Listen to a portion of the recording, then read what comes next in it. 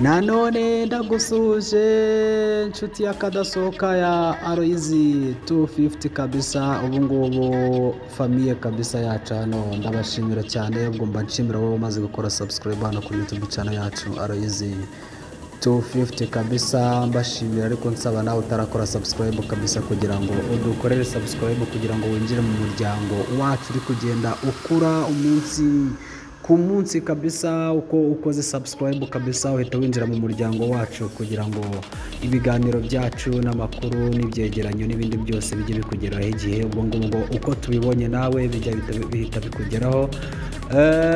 Ubwo rero nzanye noneho ikibazo hano nje kubabaza ngo niba wakurikiye ino video uno muntu yaba ari kuzira iki? Ese umuntu yaba yakoze ikosa rimeze gute ritumye bamukubita inkoni zingana gutya? Namwe nimwihere ijisho kabisa ukore